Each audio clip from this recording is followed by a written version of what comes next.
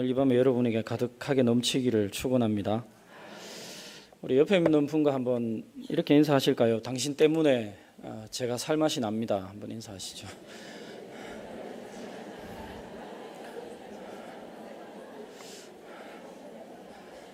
예. 살맛이 많이 나시나 봐요.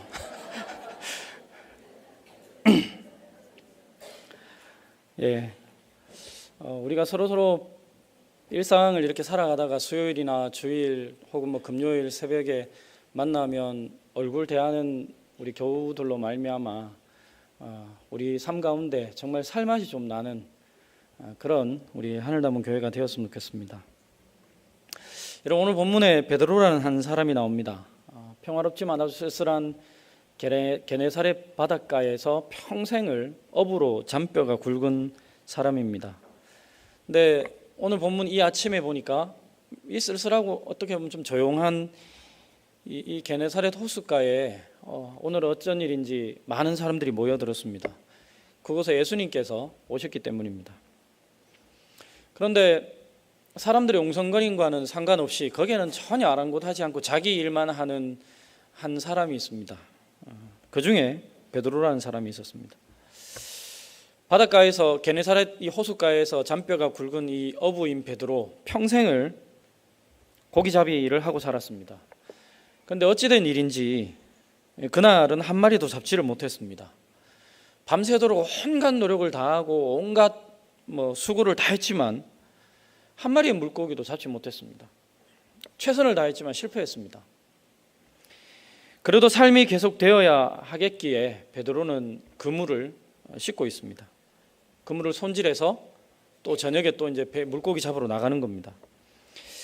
그때 한 젊은 예수님께서 베드로의 배를 쓰시겠다고 하고 그 베드로의 배를 빌려서 올라타시더니 그냥 주인인 것처럼 털썩 주저앉아서 모인 무리를 가르치십니다. 한참을 가르치시더니 난데없이 깊은 데로 가서 물고기 잡아라라고 베드로에게 말씀하십니다. 그런데 여러분, 지금 예수님이 하신 이 말씀, 깊은 데로 가서 고기 잡으라, 그물을 내려서 고기 잡으라, 이 말씀은 그 당시에 갈릴리 어부의 하루 일과를 알면 도저히 요구해서는 안 되는 말입니다. 갈릴리 어부들이 사용하던 그물은 세 가지 종류가 있습니다. 하나는 바닷가에 이쪽에서 쭉 가져가서 이렇게 양쪽에서 당기는 후릿 그물이라고 아시죠? 그게 있습니다. 또 하나는 요즘 제가 어릴 때 저희 집안 어른들이 많이 썼습니다. 토망이라고 이렇게 휙 던지면 쫙 펼쳐지면서 물고기 딱 잡히는 거 있죠? 그게 잡는 재미가 짭짤합니다. 토망이라는 게 있습니다. 예수님 당시에 이스라엘 사람들도 이걸 썼습니다. 또 하나 그물이 있는데 제법 깊은 연근해로 가서 이렇게 2중 3중 그물을 내려서, 그러니까 홀로 가는 것이 아니라 두세 척이 같이 가서 그물 내려서 잡는 3중 자망이라는 그물이 있습니다. 오늘 본문의 그물로 번역된 헬라어가 딕튀아라는 말인데 이게 3중 자망을 주로 사용할 때 쓰는 그런 단어입니다. 여러분, 오늘날 그물은 합성섬유로 만들어서 물속에 들어가면 안 보입니다. 그죠? 물고기 눈에 잘 안 보입니다. 그런데 예수님 당시에는 합성섬유라는 게 없었잖아요. 소위 말해서 나일론이라는 게 없었습니다.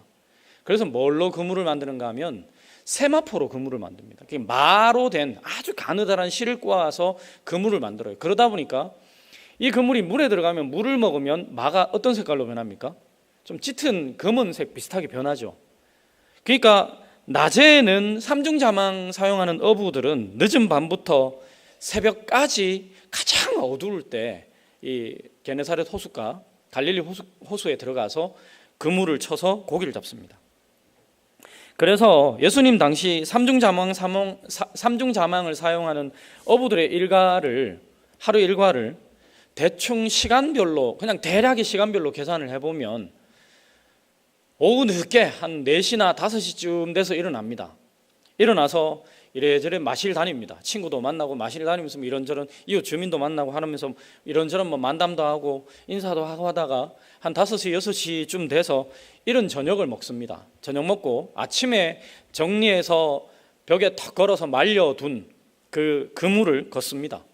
그리고 6시, 7시가 되어서 해가 뉘어뉘어 질 때쯤 이제 배를 타고 깊은 근해로 출발합니다.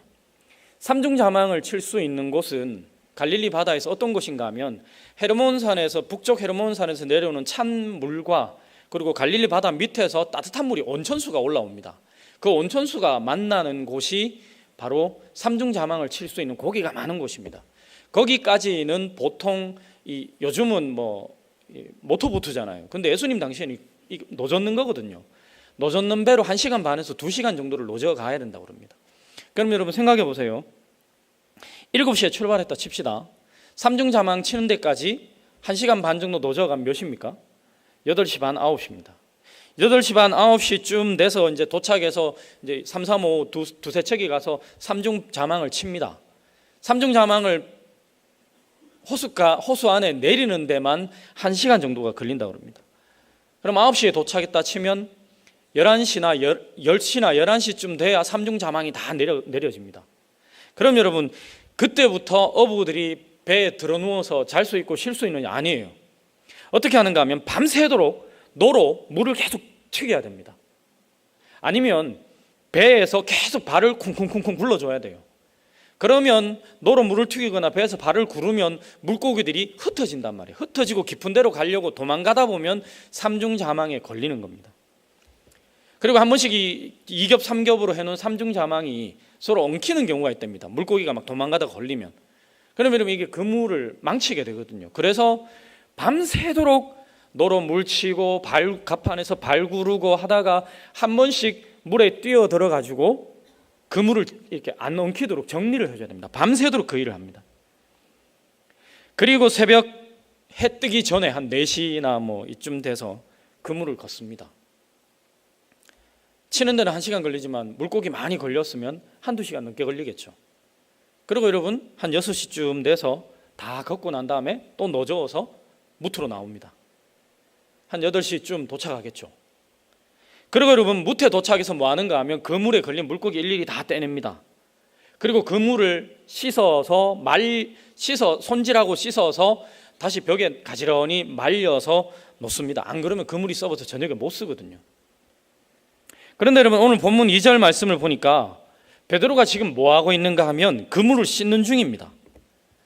무슨 말인가 하면 밤새도록 물고기 잡느라고 온갖 수고를 다 했다는 얘기예요. 한 잠도 못 자고. 그리고 아침에 그물을 씻는 중입니다. 근데 물고기 한 마리도 못 잡았습니다. 그러면 물고기 떼낼 필요는 없겠죠? 바로 아마 무트로 나와서 그물을 씻었다면 적어도 8시에서 9시쯤 됩니다. 게다가 여러분 예수님께서 깊은 데로 가서 그물 내려 물고기 잡으라고 하신 것이 예수님이 무슨 행동을 하신 이유죠. 설교 한바탕 하고 난 이후입니다. 요즘이야 저희 목사들이 설교하면 35분, 30분, 35분 넘으면 저희들이 여러분 눈치를 봐야 되지 않습니까? 여러분 예수님은 안 그래요. 보통 성사학자들이 얘기할 때 예수님 설교를 이렇게 대강대강 해보니까 한 번 설교하면 3시간을 했답니다. 그러니 여러분 한바탕 설교하고 난 뒤에 하셨다면 모르긴 몰라도 1시간은 넘게 하셨을 거라고 예상한다면 이 시간이 몇 시입니까? 좋기 10시는 됐을 것이다. 평소 같으면 이 베드로가 집에 가서 한술 들고 깊은 잠에 골아 떨어졌을 그 시간입니다. 여러분 이미 그물은 물을 먹을 대로 먹어서 아주 무겁습니다. 그런데 다시 나가라니요. 그것도 깊은 데로 또 1-2시간 노져 나가야 되죠. 밤새 일하고 기진맥진한 베드로에게 이 말씀 너무 가혹한 말씀 아닙니까? 그럼 베드로가 누굽니까? 갈릴리에서 잔뼈가 굵은 어부예요. 고기 잡는 데는 전문가입니다. 갈릴리 호수 구석구석을 누구보다 잘 알고 있고 고기가 어디에 많은지 누구보다 잘 알고 있습니다. 그럼 여러분 예수님은 누굽니까? 예수님 직업이 뭐예요? 목수요. 예수님이 목수여서 이렇게 나무로 작살 만들어서 고기 잡고 다니셨을까요? 아니죠 여러분. 그냥 나무를 사용하는 목수입니다. 그러니 여러분 예수님 상식에도 안 터는 깊은 데로 가라 그러잖아요. 전문가가 아니니까. 여러분 오늘날도 그렇지만 예수님 당시의 어부들은 백주대낮에는 그물을 안 내렸습니다. 왜냐하면 말씀드린 것처럼 세마파로 만든 그물이 물에 들어가면 색깔이 짙어져서 물고기들이 보고 다 도망가거든요. 여러분, 시몬 베드로는 이것을 잘 알고 있습니다.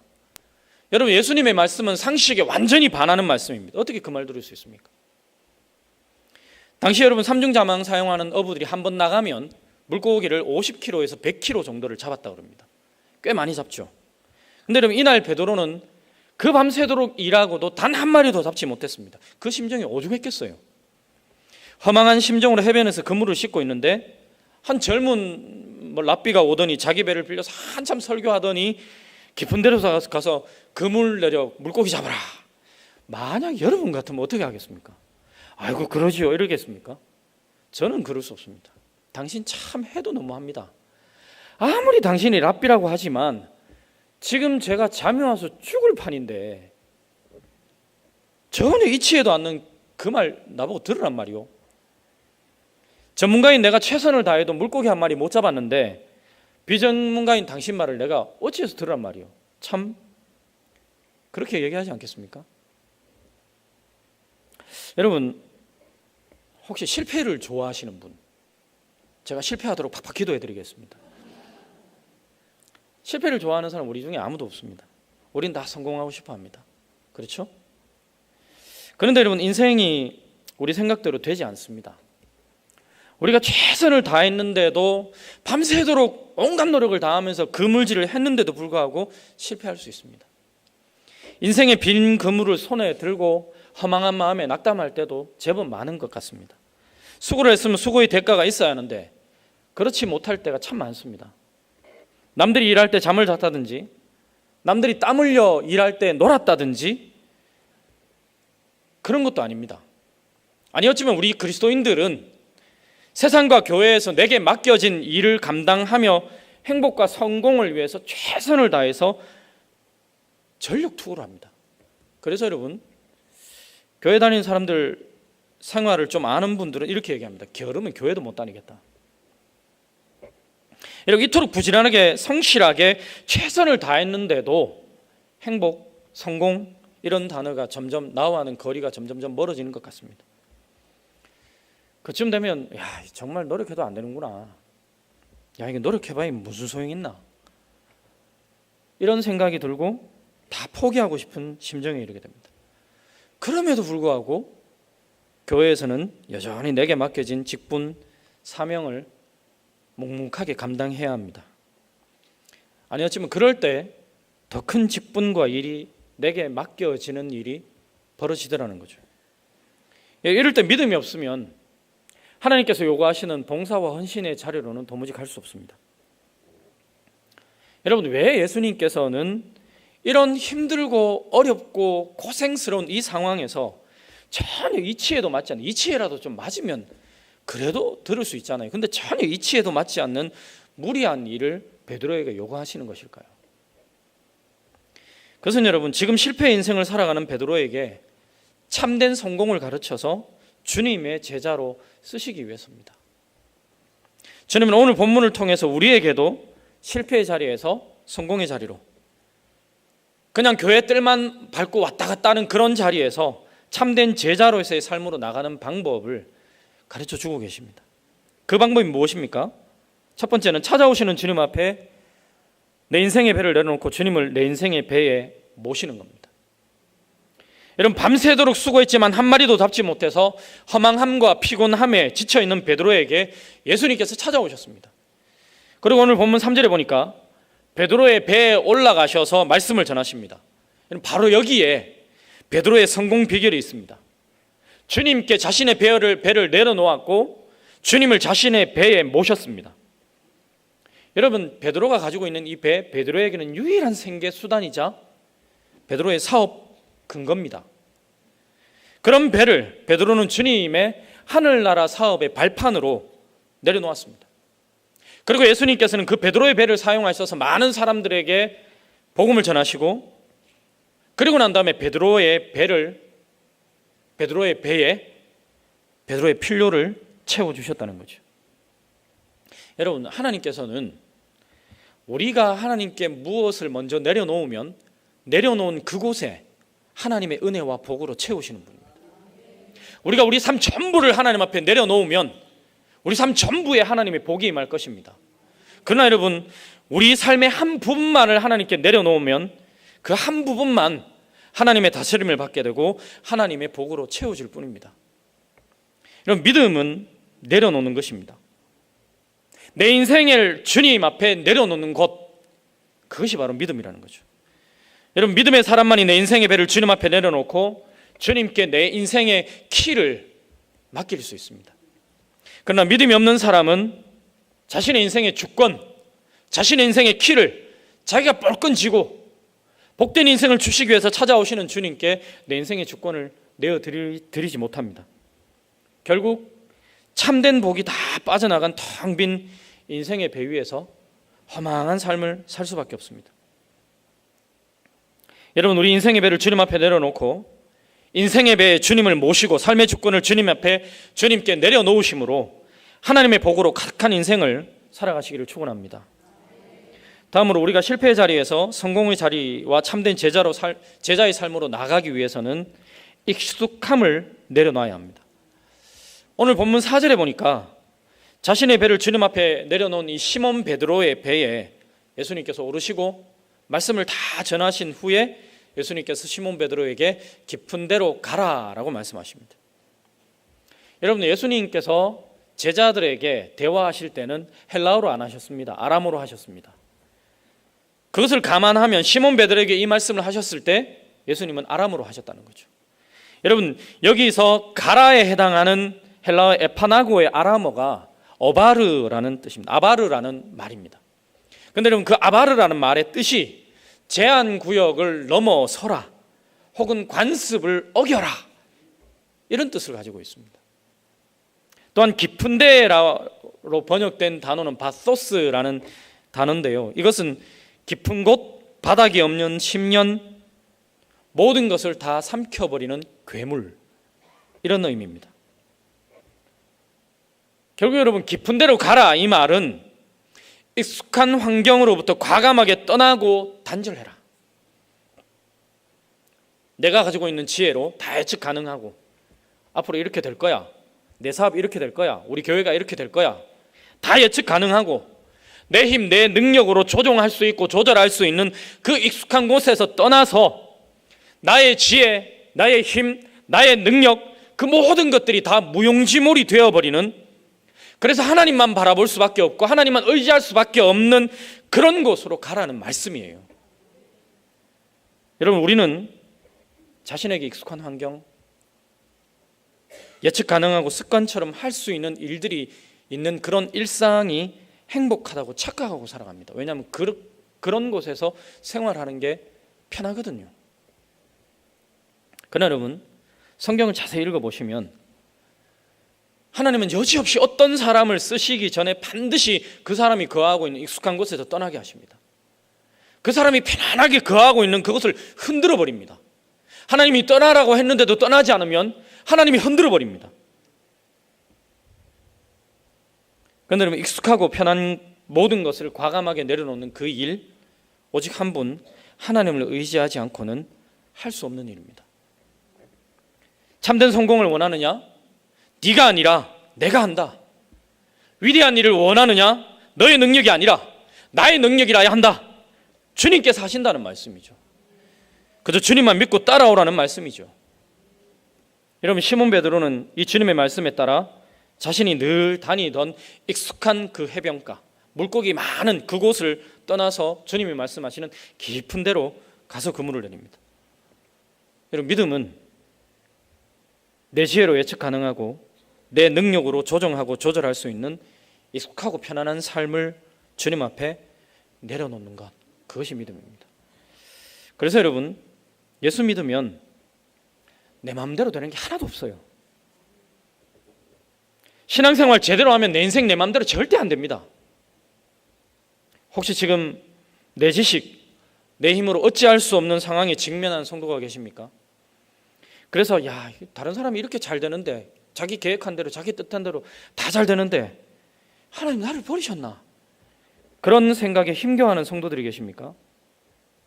그렇다면 여러분, 바로 지금이 여러분의 믿음을 더 크게 하시는 하나님의 섭리가 함께 하고 있다는 사실을 믿으시고, 내가 어찌해 볼 수 없는 익숙한 상황으로 돌아가려는 그 마음 다 주님 앞에 내려놓으시고 내 인생을 향하신 하나님의 뜻이 무엇인지 깊이 한번 묵상해 보시기 바랍니다.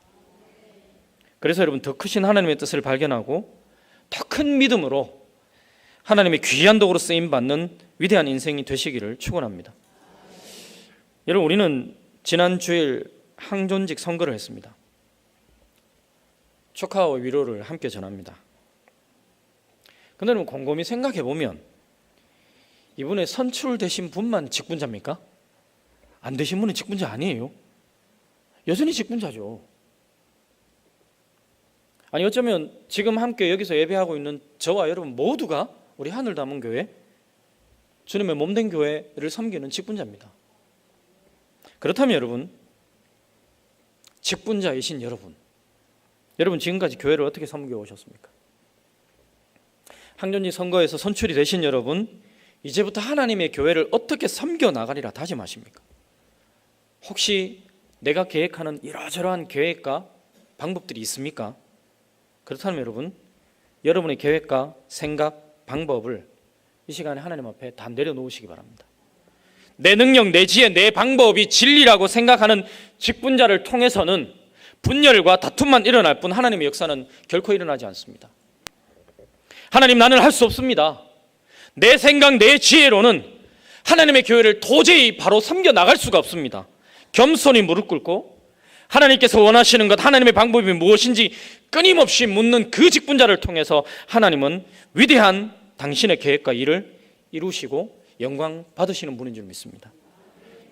세 번째로 여러분, 계산을 내려놓고 주님의 말씀에 믿음의 그물을 내릴 때 주님은 제자로 참된 성공의 인생을 살게 하십니다.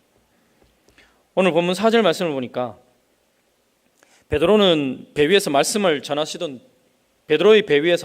말씀을 전하시던 도중에 예수께서 베드로에게 깊은 곳으로 가서 그물을 내려 고기를 잡으라 라고 말씀하셨죠. 이치에 맞지 않는 말씀입니다. 베드로의 경험으로 볼 때 성공 가능성이 요즘 청년들 말로 단 1도 없습니다. 더구나 밤새도록 수고해서 기진맥진한 베드로에게는 너무나 가혹한 요구 아닙니까? 그런데 여러분, 베드로는 이 예수님의 말씀 앞에서 계산을 멈춥니다. 재보고 달아보는 것 포기합니다. 그리고 5절에 이렇게 고백합니다. 밤이 새도록 수고하였으되 잡은 것이 없지만은 말씀에 의지하여 내가 그물을 내리리이다. 여러분, 베드로는 지난밤에 자신의 계산으로 고기를 잡았습니다. 단 한 마리도 잡지 못했습니다. 그러나 지금 베드로는 예수님의 말씀을 믿고 자신의 계산을 포기하고 내려놓기로 결심합니다. 물론 여러분, 베드로가 이렇게 되기까지 예수님이 그냥 멍하니 지켜보고만 있었던 것은 아닙니다.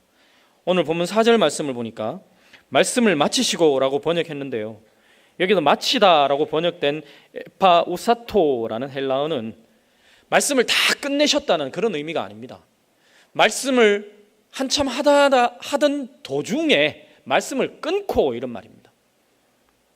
즉 예수님은 그날 배 위에서 무리들에게 하고자 하셨던 모든 말씀을 다 끝낸 후가 아니라 가르치시던 도중에 가르침을 끊고 지금 베드로에게 말씀하신 것입니다.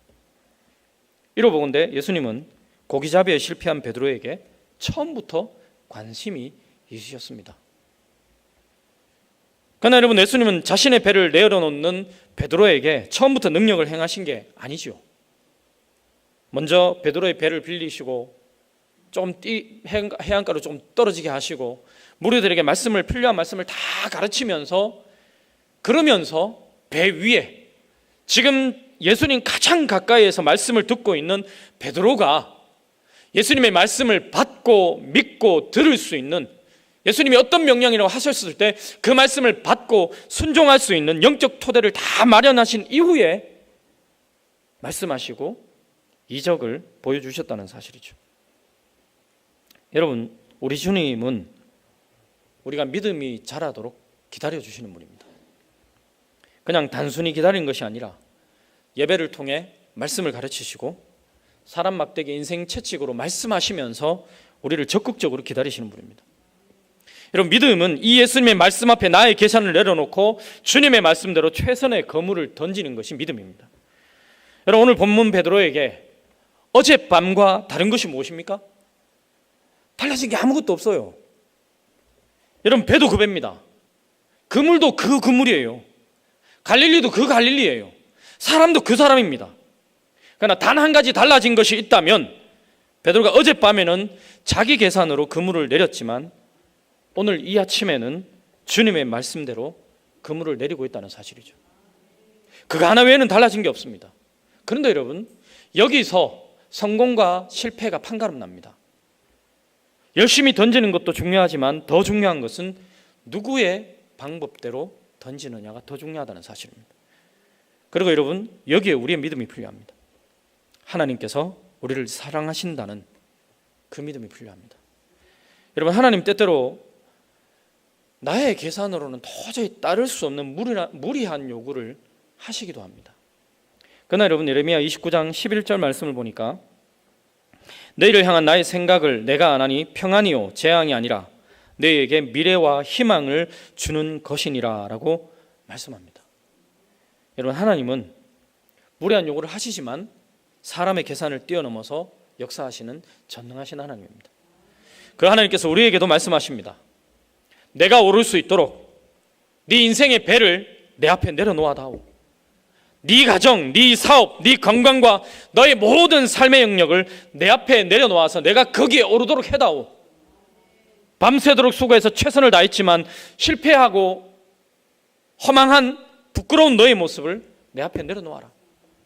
너의 계산, 너의 셈법을 내려놓고 하나님의 말씀에 내 인생의 그물을 내려보아라. 성도 여러분, 이 주님 앞에 우리의 모든 자존심을 다 내려놓고 주님 말씀 따라서 우리의 인생의 그물을 내려놓는 믿음의 사람이 다 되시기를 축원합니다. 여러분, 베드로가 도저히 내릴 수 없는 상황에서 예수님 말씀을 믿는 믿음으로 그물을 내릴 때 그 결과는 엄청난 것이었습니다. 본문 6절 말씀을 보니까 그물이 찢어질 만큼 고기가 가득하게 그물에 들어찼다라고 얘기합니다. 여러분, 이게 기적 아닙니까? 모두가 잘 될 때 잘 되는 거, 모두에게 가능한 게 내게도 가능한 거, 그걸 두고 기적이라고 하지 않습니다. 그건 여러분 상식이라고 합니다. 상식. 세상 모두가 안 된다고 할 때 잘 되는 거, 세상 모두가 불가능하다고 할 때 가능하게 되는 거, 그게 여러분 주님께서 우리에게 일으켜주시는 기적이라는 거예요. 또한 여러분, 본문 7절 말씀을 보니까 베드로의 배뿐 아니라 주변에 있던 친구의 배까지 다 불러서 물고기를 나눴는데도 불구하고 두 배가 다 잠길 만큼 물고기를 가득 채워주셨습니다. 여러분, 이게 진짜 복 아니겠습니까? 하나님께 복받고 나만, 우리 가정만 잘 사는 게 아니라 나를 통해서 나를 아는 여러 다른 사람들이 내가 받은 하나님의 복을 함께 누리는 것, 이게 여러분 진정한 복입니다. 여러분, 우리는 내 인생의 배를 내려놓고 내 계산의 그물을 내려놓으면 다 망할 것 같고 다 뺏길 것 같고 그래서 빈털터리가 될 것 같습니다. 그러나 우리가 믿음의 그물을 주님 말씀 앞에 내려놓을 때 우리의 생각을 뛰어넘어서 역사하시는 하나님의 기적이 우리 인생의 배에 임할 줄 믿습니다. 나아가 우리에게 임한 복이 우리로 인해서 가정과 회사와 민족과 열방 가운데 임하는 진정한 축복의 사람이 되게 하실 줄 믿습니다. 또한 여러분, 베드로가 예수님 말씀을 따라 믿음의 그물을 내릴 때 전능하신 하나님은 베드로에게 새로운 삶의 가능성을 열어주셨습니다. 여러분, 베드로가 말씀에 의지해서 그물을 내렸습니다. 물고기가 그냥 두 배에 가득 잠기게 그득그득 들어찼고 잡았습니다. 여러분, 어부인 베드로에게 이것보다 더 기쁜 일이 어디 있겠어요? 이것보다 더 마음을 뺏을 일이 어디 있겠습니까? 그런데 여러분, 베드로의 마음, 베드로의 눈은 물고기가 아니라 예수님을 향합니다. 주님의 위대하심과 권능을 발견합니다. 그리고 베드로의 눈길은 곧장 자기 자신을 향합니다. 그리고 자기 존재가 문제인 것을 깨닫습니다. 나름대로는 올바르다고 생각했던 자기 삶이 많은 부분에서 삐뚤어져 있다는 그 사실을 깨닫습니다. 그리고 베드로가 예수님 발 앞에 엎드려 말씀합니다. 8절입니다. 주여, 나를 떠나소서, 나는 죄인으로소이다. 여러분, 지금 베드로는 자기 배, 친구의 배까지 가득 차게 된 그 엄청난 성공 앞에서 그 성광과 잡힌 물고기의 마음을 뺏기지 않고 주님께 집중함으로 죄인된 자신을 발견합니다. 이때 여러분 주님 다시 말씀하십니다. 10절입니다. 무서워 말라. 이제후로는 내가 사람을 취하리라. 자신의 죄인된 모습을 발견한 베드로는 자신이 이제 끝났다고 생각했습니다. 주님의 거룩하심 앞에서 숨고 싶었습니다. 그래서 주님 떠나주십시오. 그러나 여러분 하나님께서는 베드로에게 그 놀라운 기적의 현장에서 전혀 예기치 못했던, 베드로가 한 번도 생각해보지 못했던 새로운 삶의 가능성을 보여주십니다. 여러분, 베드로는 지금까지 먹고 사는 문제를 해결하는 그것이 삶의 전부인 줄 알았습니다. 그런 베드로에게 주님은 전혀 다른 삶의 길, 즉 사람을, 영혼을 구하는 일로 베드로를 부르셨습니다. 빈 건물 들고 절망의 바다에 서 있는 사람들을 소망의 폭으로 인도하는 그 일, 하나님의 자녀라는 존엄성을 잃어버린 채 죄의 노예가 되어서 그냥 되는 대로 살아가는 그 영혼을 하나님께로 인도하는 일, 인간성이 황무지처럼 변해버려서 삭막한 그 세상에 하나님의 사랑의 물을 공급하는 일이 이제 베드로의 일이 됩니다. 여러분, 우리가 받은 은혜 가운데 가장 큰 은혜가 있다면 하나님께서 우리에게 당신의 일을 함께 하자고 초대해 주시는 것입니다. 여러분, 우리가 어떤 사람입니까? 툭하면 세상 탓하는 사람 아닌가요? 툭하면 형편 나쁘다고 우는 게 우리 아닌가요? 그럼에도 불구하고 하나님은 우리를 보고 당신의 일을 함께 하자고 초청해 주십니다. 이제 우리가 할 일은 하나님의 일의 가능성이 나에게 있는 것이 아니라 하나님께서 그 일을 이루신다는 사실을 알고 그 주님을 향해 두 손 모으기 위해서 우리 손에 들고 있는 것 내려놓는 그것입니다. 물질에 대한 집착, 좀 든든한 백을 만들려고 하는 그 욕망, 나를 좀 드러내고 나를 좀 자랑하려고 하는 그 허영심, 때로는 남을 조종하고 남을 지배하려고 하는 그 마음을 내려놓아야 합니다. 내려놓으면 자유로워집니다. 여러분, 힘겹지만 위험하지만 상식을 거스르는 주님의 말씀 앞에서 믿음으로 그물을 내릴 때 시몬 베드로는 주님의 권능을 체험했습니다. 주님의 권능을 체험했을 때 베드로는 자기 자신의 실체를 보았고 새로운 삶을 향해 길을 나설 수 있었습니다. 베드로는 예수님의 삶에 자기의 삶을 기꺼이 내려놓았다는 얘기예요. 여러분, 지금 여러분은 누구에게 어떤 가치에 여러분의 삶을 내려놓고 있습니까? 믿음으로 말씀에 의지하여 우리 인생의 그물을 주님 앞에 내려놓고 주님의 역사를 늘 체험하며 하나님께서 보여주시는 새롭고 아름다운 삶을 살아가시는 우리 하늘 담은 교회 성도님들이 다 되시기를 축원합니다. 기도하겠습니다.